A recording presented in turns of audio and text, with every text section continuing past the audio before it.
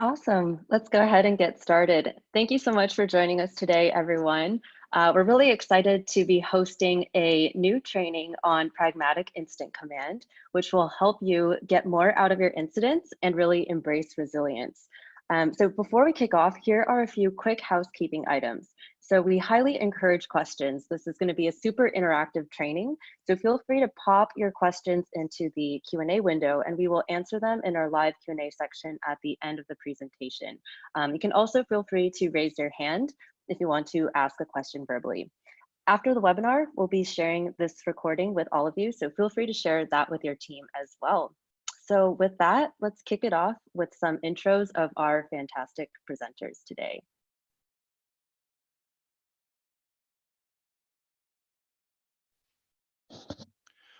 Hello, everyone. I'm Tobey. I'm the staff SRE at Blameless. I've been doing SRE for more than 20 years before it was really called that, but it's what I've been doing. I've been incident commander at a couple of companies now, including creating the incident command program at GitHub. And that's the short version for me, and we'll get to know each other as we talk. Over to Geoff. Hi, everyone. My name's Geoff White. I'm the Customer Reliability Engineering Lead here at Blameless. I've been in the industry quite a while, like Amy. I was doing SRE and DevOps before it was called SRE and DevOps. And I am very happy to be here. All right, so what we want to start with is, let's just all agree for now on what we mean by an incident. And so what we're talking about in this session really is incidents where there's a need for coordination among multiple folks working on the same problem. Of course, there are going to be incidents where this is not the case, right? If you get paged in the middle of the night and you get up and bleary-eyed, go to your laptop and find this service and restart it, that's an incident, right? Something happened that maybe impacted your customers. But it's like the management part isn't as interesting there because it's kind of an open and shut case. What we're really interested in here is kind of the kind of incidents where we have to work with many people in a stressful situation.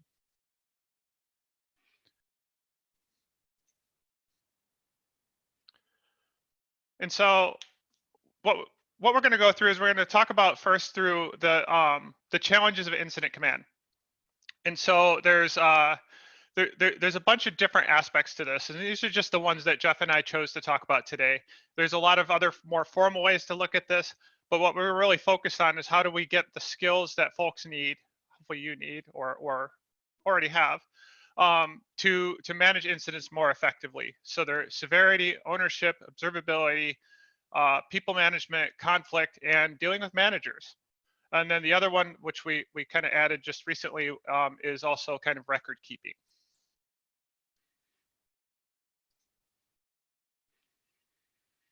Hey, Geoff, do you want to tell us a little bit about like what we mean by memorialization? Sure, Amy. So memorialization is the act of gathering evidence while the incident is ongoing. Evidence can be significant communication, maybe snippets of log files, maybe a picture of a graph. These are all things that you're trying to gather, which basically are facts. Sometimes in the beginning of the incident, you really don't have an idea of what's going on or what the nature of the root problem is. So you want to gather evidence so that you can come back to it later. And most importantly, when the incident is over, you use this evidence to really delve deep and work on solution policies so that maybe the incident doesn't happen again. Great. We'll come back to that in a little later, all of these actually. So the first thing we want in an incident, right? So you get paged and you wake up. It doesn't really matter what role you're playing when the incident starts, right? The first thing we really need to understand, and I really encourage people to think more about, because I know folks, and myself earlier in my career, I would get paged and the first thing I would do is start working on the problem, logging into systems, SSHing into things, pulling up dashboards. But the first thing we really need to know is what is the customer impact? And I crossed out severity here because like the first thing we need to really understand, what is the impact to our customers, to our business, to the bottom line? And then from there, I like to use that to triangulate into what is the severity of this incident.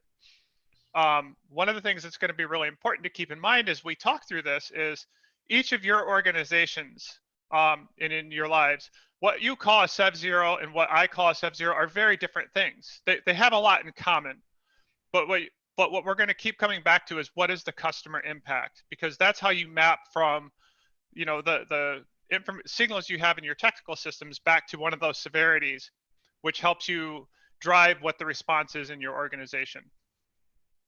I might also add that customer impact is also relative to who's actually reporting to you. For head of sales, maybe the customer impact is the Sev-Zero because they're afraid of losing the account, even though the actual customer, this might be an annoyance, not a major issue. So you have to be mindful of the information that's coming in, and also realize that it's not something to really argue about because the severity level can always be changed. That's a really good point. I've had so many incidents in the past where we argued about, is it a Sev-1 or is it a Sev-2, and all of that time was wasted. If we're customer focused, we wouldn't even want to waste that time because our goal is to close the incident quickly, to restore service. Most definitely. Another really common problem in incidents, challenge, is ownership. And the word itself probably doesn't really lead to this, but what do I mean by it? I mean, let's say we discover that a service is running slowly and is starting to reject requests. I need to know who owns that service, who do I page for that service, and if they don't answer, who do I escalate to? And all of these things are really important. And I've worked at some organizations, very large and very small, and the one thing they all have in common is it's hard to figure this out and hard to learn. It's sometimes I've had places where I have to go into Git repos and track down who's done the most commits, and then go back to the org chart and then trace it down. And this is one of those things you can start to solve ahead of the incident.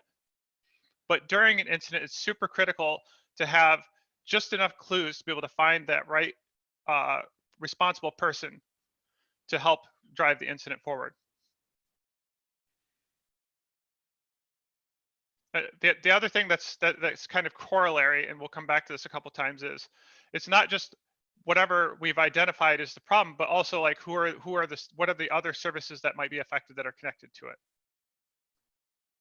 Yeah, I would also add that it's important, but not always possible to kind of have a good idea of a chart or a graph of who's responsible for each service. But obviously, in most organizations, this can change on a maybe even on a weekly or even a daily basis. So it sure does, yeah. Hey Geoff, do you want to talk a little bit about observability? Sure. So what do we mean by observability? On the high level, it's like, well, who has access to the log files? Who has access to the alerting system? A little bit deeper, it's really like, how quickly can you get to this data? And then what is the quality of the data? In other words, maybe log files are somewhat definitive, but it's also maybe important to look at your alerting structure. Alerts may not always be set up to be actionable or to be triggerable. So some of the observability is to sort of know whether that alert is significant at the time. So in the fog of an incident coming up, it can be really chaotic. So these are things that you should probably think about ahead of time. And these are actually good things to put in your run book where various observable platforms are.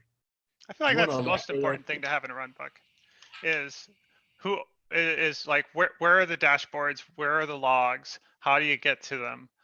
And that's common in our run books at Blameless. The other thing I want to mention real quick is we used observability on this slide, and I have a lot of friends who work in observability space, and we've bundled under things like metrics and telemetry and logs. And really what I'm getting at though is to say, what are the tools and how do they come together to give us visibility into the technical systems that we're managing? And that includes more than what we just mentioned. And you need all of these tools in your toolbox ready to go, with accounts created, with access for all of the people who need to work on an incident.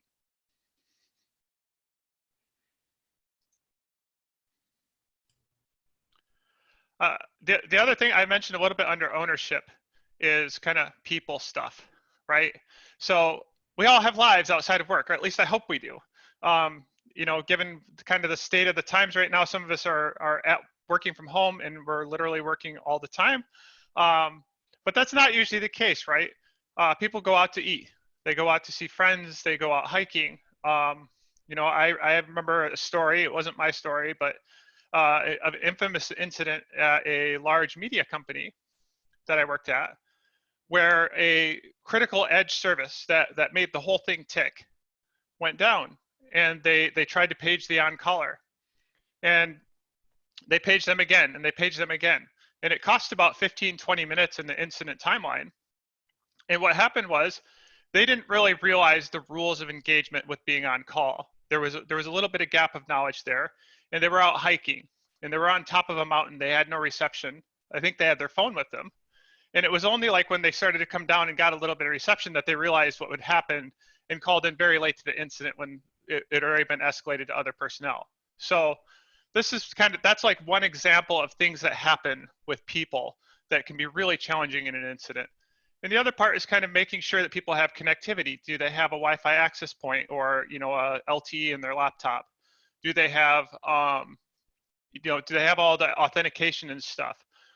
Do they know what hours that they're on call so that they can make sure that they have access, and all of these different things? And this can be a huge challenge, a common challenge. I would also add that, yes, indeed, people are a single point of failure. And as far as on-call is concerned, it doesn't mean that you're without help. However, if you're going on a hike in the mountains, maybe, and you know you're on-call, maybe you should stay at the base camp, because you will probably, you probably are going to be the first point of contact. If indeed you're in a situation where you can't be truly actionable, at least you can respond and say, look, I am 15 minutes out from actually really being able to attack this. Can you get someone else to fill in until I get there? So there's a certain level of responsibility, but by the other token, it's important to have our monitoring system set up properly so that on-call people don't wind up in pager hell, responding to alerts that are really not actionable and are really not important. So that's something that needs to happen, probably not when that person's on call, but the alerting structure should be, time should be spent attuning the alerting structure so that on-call people can actually have some semblance of a life. It's that old adage, right? Like if an alert isn't actionable, it's not an alert. And that's how you prevent pager fatigue, which causes some of the problems downstream when you're trying to work an incident and somebody isn't answering because they're probably ignoring their phone because they're sick of it, which is sometimes totally fair. And I'm going to leave conflict to Geoff because, okay, I was going to make a conflict joke, but I lost it. So conflict, this is a great image, actually, I think, of Aikido dojo, because I think that's a good way to approach conflict. Sometimes conflict is unavoidable in an incident, especially at the start of an incident, and you waste time arguing and fighting.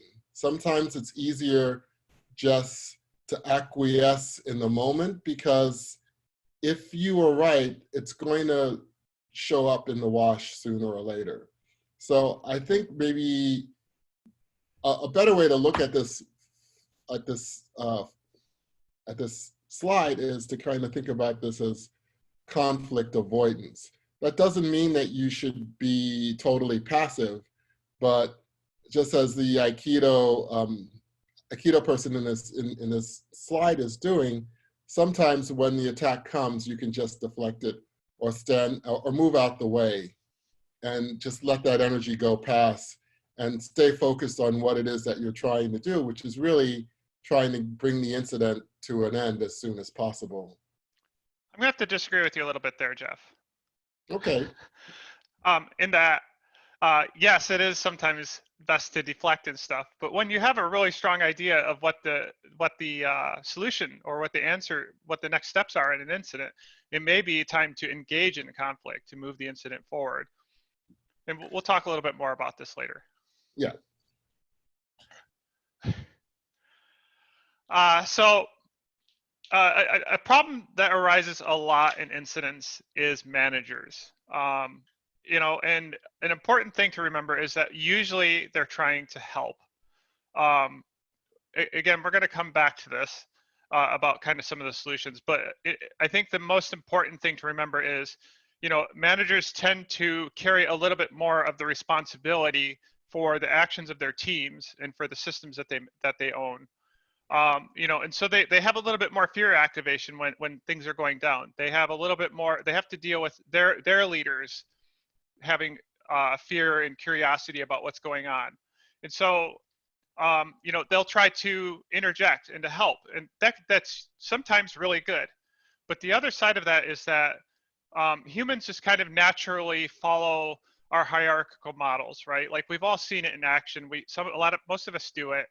And so it's an interesting problem that comes up is, you know, a manager saying like, well, what about this? And what about this? And what about this? And people are going off and chasing those options when maybe those are dead ends, you know, and this person's just trying to help, but their authority is leading the incident in directions that maybe you don't want to go. And they're also really important to kind of know who they are and where to find them, because they're often your points of escalation when you can't get a hold of somebody.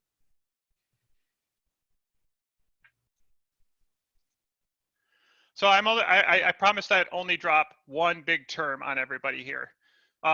And I like to put a little bit of resilience engineering into each of these events that we do. So the concept I want to give you all as we move into the next phase of this presentation to think about is in resilience engineering, we call it common ground. And it is a lot like what it sounds like. It's about talking about what context and knowledge does each person have, and how does that overlap into a Venn diagram, so that when we have things like conflicts or we get stuck in an incident, we can start to understand how each other carries different information and how that can cause miscommunications, it can cause conflicts. And there's an extension of this called fundamental common ground breakdown. And what most of us know this from is the telephone game, right? Like, so I go and whisper to someone and say, hey, the file server is on fire, right? And then they tell the next person the server's on fire. And they tell the next person there's a fire, right? And maybe they add or change information. It's totally unintentional. And so what you get is each person has a different model of what the problem is. And so when they try to arrive at a solution and move forward together, it becomes hard. There's a breakdown because they don't share the same information. They don't have the same common ground. And so that's a really good way, I feel, to look at how incidents flow and where things get stuck is, do the people working on the incident have common ground? And I picked this image because just a little aside is Miles Davis is kind of one of the masters of this, because he would do improvisational performances, and he even did a whole album this way by sharing simple common ground things like, hey, this is how fast we want to go. These are the kind of chord changes we want to go through. And because the musicians he was working with all had so much shared common ground, they were able to create entertaining music on the fly based on that, because they shared so much common ground. And now Geoff is going to tell us a little story that we'll use for the next phase. So as some of you who know me know, I love to tell stories. This story is based upon a real incident that's happened in the past. The names have been changed to protect the innocent and the guilty. Here we go. So Tech Ops receives a ticket coming in from Ovid, the director of development. The ticket states that none of my teams are able to SSH into their app servers. At the time that this urgent request comes in, there are 3 DevOps engineers on duty. Nancy, a longtime employee who has been promoted through the ranks, and knows the players of the organization very well. Matthew, who is a relatively new employee, is fresh out of school. And Emily, who is also a new employee, but is a veteran in networking and virtualization. She just left VMsquare to join this new startup, TubHub. Nancy starts a Zoom bridge with the director of development to try and get more information. When did you first notice that you couldn't not log in? Ovid says, I don't know, maybe about 20 minutes ago. Any idea how many people can't log in? Lots. What happened? I didn't change anything. It just stopped working. I understand, Ovid. We'll get to the bottom of this. Are there any groups that can log in? I don't know. Why are you asking me this stuff? You should be doing something. Your group is responsible for providing me with access to these environments. I'm missing my deadlines because of you. Nancy stays calm. She thinks she knows what the problem is. If it's people not being able to SSH in, it must be a networking issue, right? She tells Matthew to reach out to Patrick, the network team manager, to see if anything has changed on their end. Patrick replies, my network is fine. We haven't changed anything. Meanwhile, Emily has been tooling around on her own and noticed that she happened to be logged into one of the app servers. Her connection seems fine. But when she tries to start another session from a different terminal window, she sees that her connection is rejected. She thinks that she may have seen this before, though through the open session, she does a mount command and notices that the root file system on this server, at least, is set to read only. She thinks she knows what the problem is and tells Nancy. I think I know what the problem is. We had a storage network failure. Now, hold on, cowboy, Nancy says to Emily. Emily is like, but I think I know what the problem is. Can we get the storage network people involved? Matthew says, Steve, who is the storage network admin, is on vacation. Emily, Patrick, can you look at the storage network? Patrick, I don't manage that group. That's Steve's network. Nancy, it's not a storage problem. It's a network problem. People can't log in. Emily says, but I'm logged into a session that is still active, but I can't touch a new file system at any place on the root file system. I can see this is on a few of the other hosts that I happen to be logged into as well. Nancy, it's a network problem. I've seen it before. Patrick, my network is fine. Emily reflects for a moment and says, Patrick, can you just log into the network storage console and see if there are any anomalies? Nancy, well, I don't think it's that, but sure, Patrick, can you look? I think you're the only one with credentials. Patrick, looking, well, there was a front-end failover at 10:07 this morning, but the failover was successful, no interruption of service. Emily says, no interruption, absolutely none. Well, there may have been a period of about 150 milliseconds delay on response to some iSCSI command, but that shouldn't be a problem. Probably happens all the time. Emily, Ovid, do any of your teams use Windows? Ovid says, we have a SharePoint server. Is it connecting to the same storage array? Yes. Have your people reported not being able to log into that server or any interruption? No. Matthew, can you look at the logs on that server and see anything unusual about 10:07? Matthew looks and says, yeah, there are some recoverable disk timeout errors. Emily says, are the app servers running CentOS 7.0? Nancy replies, yes, some of them have not been upgraded. Why? Emily, because the kernel of CentOS 7.0, it seems, if it sees a disk timeout, will set the root file system to read only as a protective measure. If the root file system is read only, SSHD cannot write its logs and no longer allows additional logins.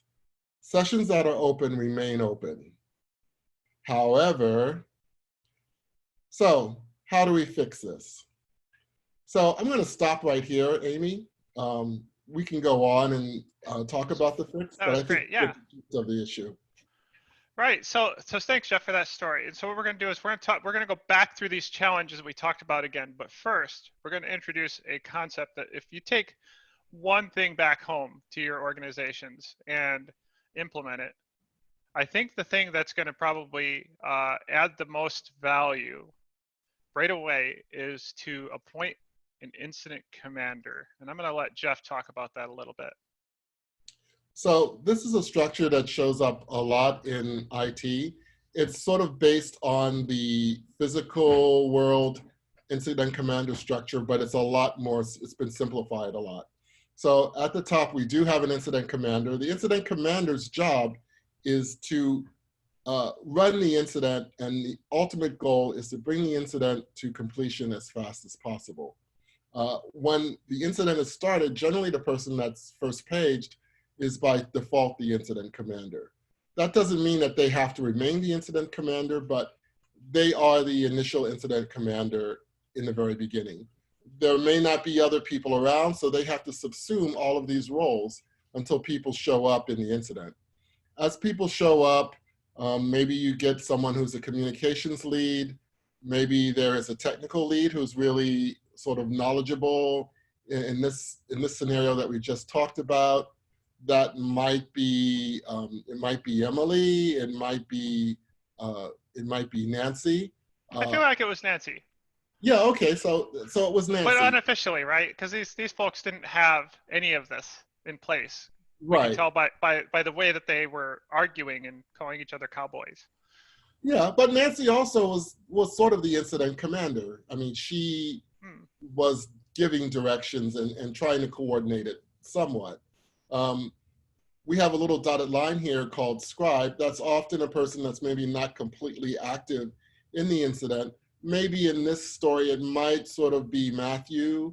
There are opportunities these days to automate that particular role, to have robots that grab log files and highlight information in the channel and whatnot. The technical lead in this case, do you think Emily surfaced as the technical lead, or do you think it still was Nancy? No, I think in this one there wasn't really a technical lead that stood out to me. I think that just about everybody was also acting as an SME. And could you talk a little bit about what we mean by SME? So SME stands for subject matter expert. In our little skit there, Patrick was definitely a subject matter expert on the network side. Apparently the subject matter expert for network storage was on vacation. That was Steve. Who do you think Ovid would be in this diagram? Is Ovid even present? They kind of felt like, I don't really see them on the chart so much as they seem to be the more of the customer role. Yes. Right, reporting the issue or like customer service, for example. Yes, Ovid is the customer in this case. What we did notice is that we're not really using the communications lead role that much. Nancy has actually subsumed that because she's talking directly with Ovid, and Ovid is talking with her. Right. We found in practice at Blameless that this is often the case, that communication lead on smaller incidents usually gets subsumed by the incident commander. And I think, Amy, as we were talking, you seemed to indicate that that was true in your travels as well. Yeah, and like, say Netflix and GitHub, the incident commanders there tend to encompass those top 4 roles. So the incident commander shows up and starts the triage process if it hasn't already been done. Takes care of communications leadership. That's actually one of the primary roles for their incident commanders, both GitHub and Netflix, although it may have changed since my time, but it was during my time. And the scribe, but often folks use bots, like Blameless bot, or there are a number of homegrown ones that folks have that capture things like Slack logs and images going by and stuff like that. But it's also really common just to open a Google Doc and then have people enter stuff in. So it just really depends on your investment in your post-incident process, how much energy you dump into that role. So I want to move ahead to incident commander. Or like, what do we mean by practical incident command? So what we showed you was a structure that we think will scale to very large incidents. within our organizations, right? So there are other systems out there like ICS, which Geoff knows quite a bit about, that scale out to really huge things like the California wildfires, or you know, taking care of all the people at Burning Man, which is a huge event, right? And so ICS works really well in those roles, and there are a couple of other systems that are similar. But that's not what we're talking about today, even though we've borrowed a lot of ideas from it. So the main thing we want to take home is that there needs to be a central point of coordination in an incident. And so that's the incident commander. And the incident commander, you can break these roles out to give the incident commander more cognitive capacity to focus on their one role, which is a really important thing to do sometimes. But like most of us don't have a lot of extra people around in an incident to give them these roles. So it ends up being rolled in one. So their duties really boil down to coordinating the response, right? So it could be that you're doing all of these, you know, with the example I gave earlier, you wake up and you jump onto the system and you're taking care of communicating with your boss and looking into figuring out what's going on and making changes to fix it and writing a report afterwards, to having a team of people where you break this all out. But still, the incident commander is always the point of coordination. Always remember that. The buck stops with the incident commander, right? And so we'll talk a little bit more about what that means as we go. They push out status updates. This tends to be, in my experience, was one of the most important roles. And it was hard to learn because as an engineer, I sit there and I go, I'm too busy working on the problem to send out status updates for all these other people, you know, the peanut gallery and the managers every 10 minutes or whatever your local policy is. But it turns out this is really important because people get really anxious when they don't know what's going on. Doing that kind of just adds a level of professionalism and calm to the incident that is hard to come by otherwise. You kind of give it a rhythm. The incident commander also tends to take care of conflict resolution. Sometimes it's basically just a matter of authority, saying like, I'm incident commander, I think we're going to do this for now. You should talk to your experts and listen to them. That's a big part of ICS, is saying the incident commander engages an expert and takes in their advice and makes it happen, right? But ultimately, decisions need to be made to move things forward. Maintaining focus. Don't let, you know, nosy managers bug your engineers. Have them come to the incident commander so that you can have engineers focus on their job, because it's a really hard job to troubleshoot things under stress. And then really the main thing for an incident commander is to delegate as much as possible, right? So if you got somebody on your team that's available to go and look at logs or whatever, delegate it so that you can focus on kind of the coordination aspect.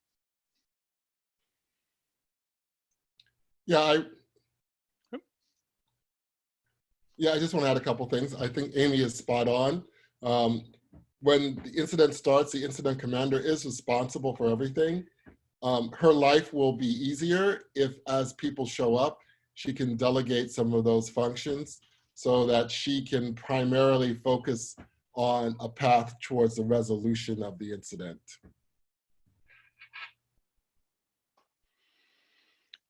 All right, going back to the challenges. Geoff mentioned some of this earlier, but one of the main things is you need to take notes during an incident. If again, this is if you want to get the full value of your incident. Like John Allspaw says, incidents are unplanned investments in learning for your organization. And what that means is each time you have an incident, it reveals something about your system that can be improved or made more robust. Sometimes that's teaching people things. Sometimes that's improving the UX of a command that maybe is dangerous and has sharp edges. But there's always something to be learned. But it's harder to learn that if we're all just acting on our memories. So by having a scribe keep track of what's going on or doing everything in a Slack channel, you get to Slack logs to go back to. But that's how you generate that timeline. And that timeline is really important for kind of getting everybody to on the same narrative as you put together the after incident report. Another thing to remember is if you use a conference bridge or a video call like Zoom, like this one, is to try to record it. Because very often people don't. And then they try to go like, oh gosh, who made that decision? And if you don't have the recording, you can't go back. And there are, you know, Zoom and Google have transcription services. They're okay, But something to keep in mind is there are services out there you can send the audio file to, and they'll make a really good transcription for you. And you know, just our little bit of product placement is the Blameless spot does a lot of this for you as you go. And I'll let Geoff talk a little bit about customer impact and severity. So bear in mind that, as I used to say in the old days, the customer is king.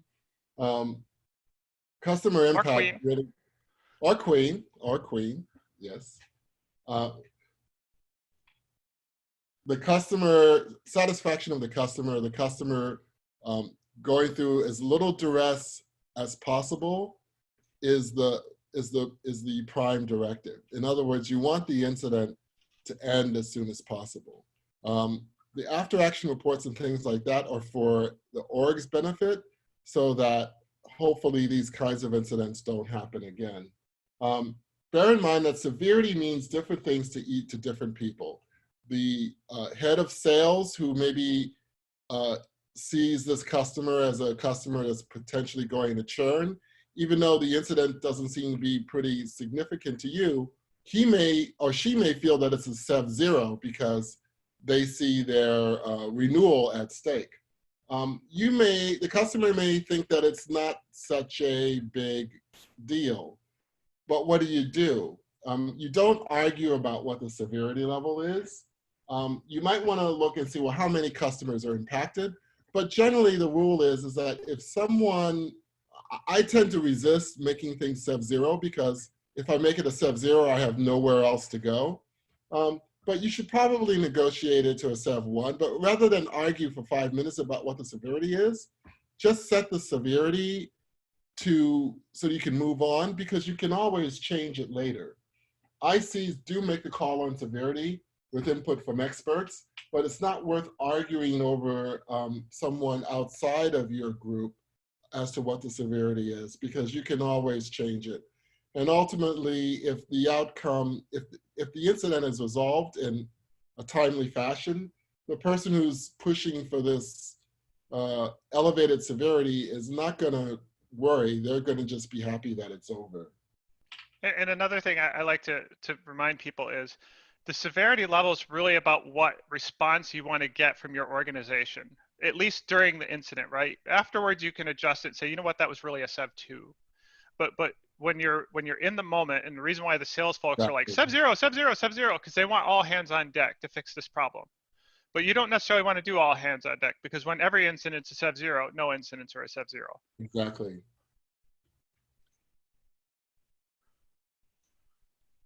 Okay, so back to ownership. So we already talked about this one a little bit earlier, and the problems really haven't changed, right? So when we go back to Geoff's story, you know, there was a really clear path of ownership, right? Like it was really clearly established that who owned the network, right?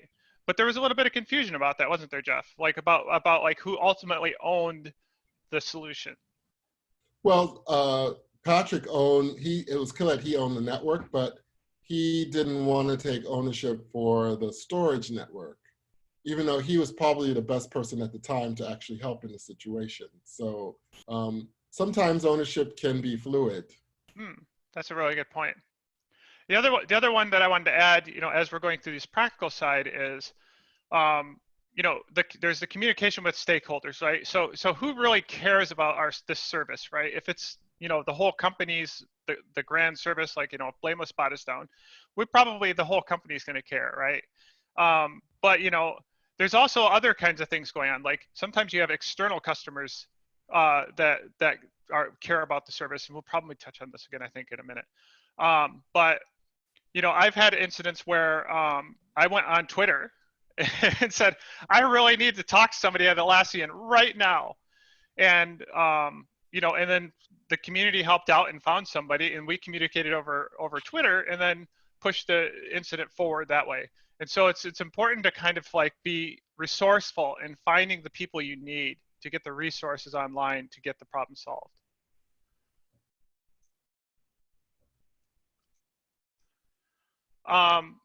We already talked about this one a little bit, and so I'm going to quickly just say again that, you know, your tracing, your dashboards, your reports, your logs, all that stuff.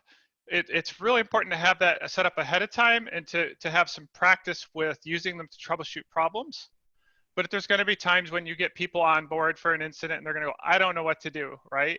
And it sometimes seems like, oh, this should be obvious, right? As an incident commander, I've had that where I've had to go and say to people, okay, did you look at the logs? Oh, no, I don't know. Do you know how to get to the logs? Well, I don't really, not sure. Okay, there's a wiki page. Do you think you can handle this?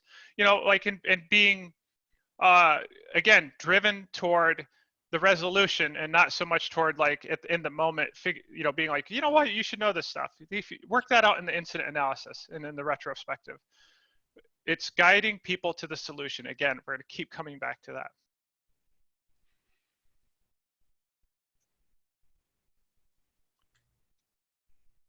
And so again, with people, right? On-callers have lives and they're going to be out and about. And sometimes we got to page them over and over. Sometimes we got to go into the pager system, go into PagerDuty, find their phone number and call them. I've done that a couple of times. You know, and it can be a challenge. And the IC is, you know, a lot of times what you want to do is figure out the closest person to the problem and page them. And sometimes you're going to have to page people that maybe are not quite appropriate, but are close enough that they can tell you who the right person is. And you know, none of us can keep all of this in our heads. And so don't be afraid to page the wrong person. Just move forward, send that page, get the information you need, drive to incident resolution. Hey, Geoff, you've done a little bit of work in conflict resolution in your days, haven't you? I have. So we had a little conflict here in the beginning. You disagreed a little bit with what I was saying at the time. Can you elaborate just a little bit? Oh, what did I say?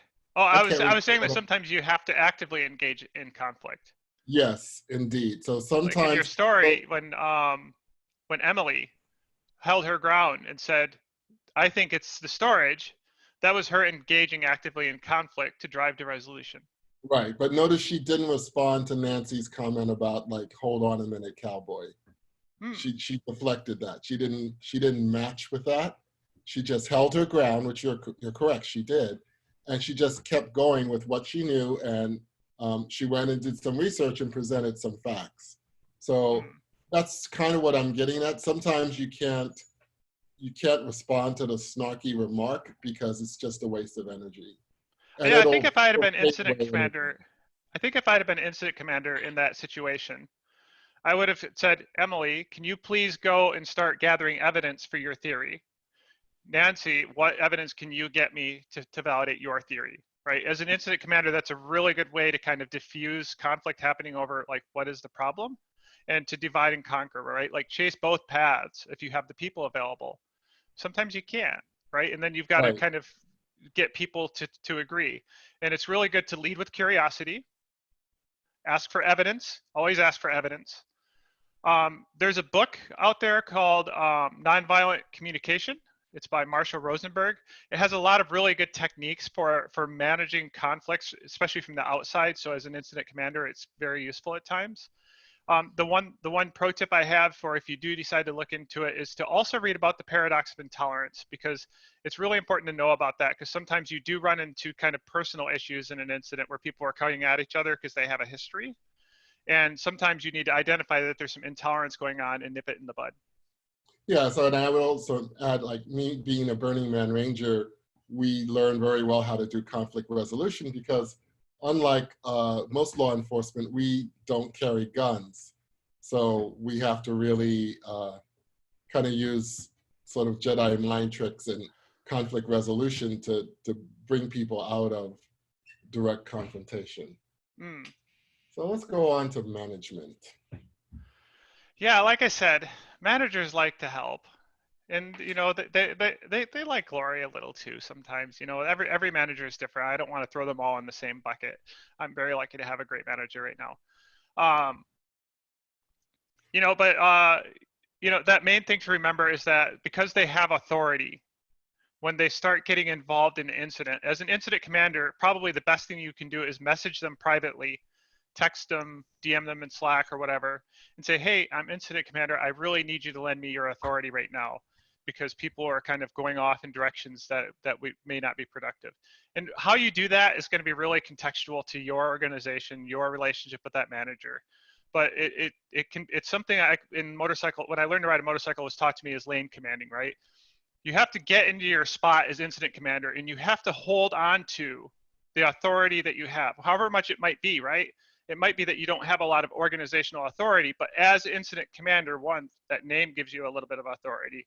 But two, you have to be able to direct people to make them understand that you are the central point in command, that you have to stay in the channel and be forward, actively talking and saying things that let people understand that you are the person in charge.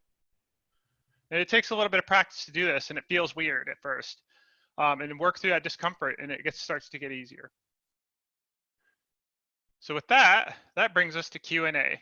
And I don't see in the Q&A panel, but if you want to raise your hand or put something in the chat or the Q&A window, we would be happy to answer your questions. Or Ansi will ask a question. Yeah, at this time, feel free to include any of your questions in the chat, and we will very much look forward to getting those answered live. So we do have one question that came in just now. What are some of your best pro tips on conflict resolution? Ooh, how about some of those Jedi mind tricks, Geoff? So generally when people are aggro, I've seen escalations happen when the person doesn't feel that they're being listened to. So very often, if there's enough time, what helps is like, listen to them. You don't have to agree, but you can say, I understand. I had one manager where I was very upset at something that product was doing, and I told them, I'm just 5 minutes away from going over and really giving product management hell. And he said, hold on, Geoff, I'll be there in 10 minutes and I'll do it for you. And it just diffused the entire situation. It was kind of funny. It didn't matter whether he needed to do it or not. It just like took me away from the anger and the blockage and whatever. And I totally calmed down. So one thing I would suggest is to listen to the person and then maybe just sort of deflect it. You don't need to fight every battle at the moment, especially in an incident. You can just acknowledge that that communication came in. If the person feels heard, they can then move on. If they want to stick with it, then I guess you need to address it, and you need to remind them that you're the incident commander, but you don't want to dwell into getting in a fight with them. Yeah, that takes. I did a talk last year about one-on-one incident debriefs. But one of the things that I really worked on in the research is to understand that people are, people get wound up. They get activated, and they get into a part of their nervous system that can't let go because the adrenaline is flowing and stuff. And so, as an incident commander or as a conflict resolution person, is kind of checking in with yourself first and making sure you feel calm and are presenting calmly. Deep breathing, there's science behind this, polyvagal theory that shows why it works, but the slow, deep breathing is how you get yourself into that space. And what's really cool is humans and most mammals, when we are looking at each other, and if I'm calm and I'm making myself calmer, I can drag you down there with me. In some cases, if you get good at it. And this is what therapists do, right? And doctors will do this too. And so that's one tip there for conflict. Make sure that you don't get activated in the same space as other people, because just like how I said, a calm person can pull other people down with them. If you're working with people that are very excited and activated, they can pull you up into their mental state as well. And that's probably the main thing to look out for, is to not do that. Because as incident commander, we really do need to stay centered and calm. And it looks like we got a couple more questions. So Brian asks, how would you deal with a team that aggressively professes their innocence to every incident, including demanding all previous troubleshooting data before taking part in the incident? This is somewhat of an organizational issue. I've been there. But you might want to remind them that this isn't about back in the day. This is about right now. And the goal is to solve the incident as soon as possible. So maybe just get started, and then we can bring in historical data as needed. And I But could maybe have ask them two. what they think Sorry. they're possible. Maybe ask them think what they're, do they have any ideas? Like try to engage them in actually getting active. It Amy? sounds like in Brian's situation, like this is just kind of their default answer.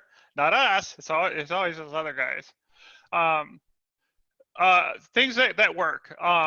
You know, we've talked about like being nonviolent communication and kind of trying to be calm and centered, but sometimes you got to play the authority card.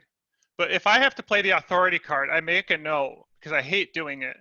But as incident commander, one of the things you get from establishing this pattern, especially over time, is you build up this reputation as an incident commander or as a team of incident commanders, is you start to gain more authority in the incident. And then you can say, yeah, I don't care.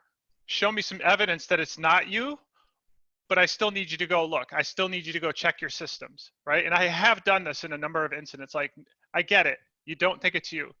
I just need you to check so that I can get these other folks working. That works too, by the way, is saying, I just need you to prove it's not you so I can get those other guys that you're doing this to get moving. So that's another way to do it. Let's try the next team. There's a couple of, go ahead, Amy. Choose one. Evangelos says, I understand that the focus is bigger teams. For smaller teams, which of these strategies are the most important to use? Like I really feel the main one is to establish who is the central point of coordination, right? You don't have to call it incident commander because very often, you know, you've got an incident going and it's one person and then they call somebody else and then you get up to like 2 or 3, maybe 4 or 5 people, right? At 4 or 5 people, I still like to have a designated incident commander, even if they're wearing many hats, just because it provides that central point of coordination. If people don't know what to do, they know who to ask. And it's not just I don't know what to do, I don't know who to ask, you know, and then that you waste time doing that. So establish who is at the center. And it just clears up so much just nonsense and incidents. That's my biggest contribution. I mean, all of the other challenges and solutions we talked about will help you, but that's probably the number one thing. Yeah, and I would say that the person who's really willing to take ownership is probably a good candidate for that. They don't have to be called incident, usually. They don't have to be called incident commander, but they have to be willing to take ownership of the outcome and drive that outcome. And Luna says, how does the incident commander get appointed? Is it officially established the first person page does it? How does that work in multi-vendor environments? And how about very hierarchical orgs? I've worked at 2 companies where there was an official incident commander rotation, right? So there was a pager group, and in one form, like when I was at Netflix, the core SRE team there, that was their entire job, right? Or our entire job was to be incident commanders for any incidents that cross teams or hit front-facing KPIs. At GitHub, when I started there, it was distributed across a bunch of people who had been at the company for a really long time. And this is a really common way to do it, is just to take the people that kind of, you know, have a lot of depth in the system. They kind of know the people really well, that, you know, and just have a lot of knowledge. You know, people have been at the company for a couple or many years, are usually really great candidates. And then to answer the second part of your question, multi-vendor is hard. I've been working on that problem for a long time. And there aren't really good solutions other than to, you know, get to know your customer service or your partner engineering, whatever the folks who usually interface with your vendors and your partners are, is to get to know them, because they're usually the ones you can call and say, like, I need a technician at this company right now, right? And sometimes they can get you to sales, sometimes they can get you to support, but you just have to start opening those lines and keep pushing. So I've been on the multi-vendor side. I've been an escalation engineer for a large virtualization company. And very often I've wound up becoming the incident commander because I am the subject matter expert in the situation and potentially know what potential solution paths are. So you kind of have to be fluid. When you're the vendor, you can't necessarily take authority away from your customer, but you can kind of lead and offer. Once again, it comes down to the preponderance of evidence. If you're there and you're dealing with other vendors, you really need to be able to show facts and actionable evidence that guide the incident. And generally, if people are reasonable and aren't totally invested in their ego, they will start to follow along. You know, you really should probably give that to the incident commander of the organization that you're trying to serve. Yeah, I've done that a few times where I've actually started a DM conversation with the other side's incident commander. Usually it's easier, like, you know, I'll use like Twitter DMs or whatever platform makes the most sense, just so that we're communicating on a higher bandwidth. This isn't always easy, right? Because sometimes there's legal reasons you shouldn't or can't. I often do it on a more forgiveness is easier than permission kind of model. You know, and you can be mindful of, be like, I'm not going to reveal company secrets, right? But if you try to say like, oh, I need to talk to so-and-so, and then you try to go up the chain to get approval, you're never going to get it in time. So, you know, a lot of times we have to do that in incidents. So there was one more little part of that question, which was, in smaller teams, how do you decide if you don't have an official rotation or obvious like person for it? And really, it's, you nominate each other, or you just assume it. It's good to have these discussions up first, right? So go back to your teams and say like, hey, I want to try this incident command thing. Does anybody really want to be the incident commander the next time that we do have an incident? That can do it, but a lot of times you just get in there and be like, hey, this is just, we have too many people, there's too many things going on. Somebody needs to be the incident commander. You know, you don't even have to throw yourself into that ring, but sometimes just saying that to the crowd and saying like, hey, we got to coordinate better. That might be the way to go. I haven't had to do that in a while, but I have had to do that in the past. And with that, I think time's up. You got anything to add at the end, Nancy? Yeah, thank you so much for joining all of us today. We really appreciate it. So again, you know, we're always here to help in any way. And actually, Amy is very, very generously volunteering her time, as well as the rest of the team, to host some SRE office hours next week, if that's something you're interested in. We know that the teams can always use help, especially in these very trying times. And so we want to offer as much feedback and help as we can. And, you know, Blameless as a company, we are here to help with a lot of this stuff. The product itself does automate a lot of best practices around instant resolution, retrospectives, and more. And so with that, we just wanted to say it was a huge pleasure to have all of you on today. We'll be sharing all of this recording with all of you, and hope you all have a wonderful rest of your day. We'd love to see you at one of our future events. Thanks so much, and take care. Thanks, and bye, everyone. Bye, everybody. Stay healthy.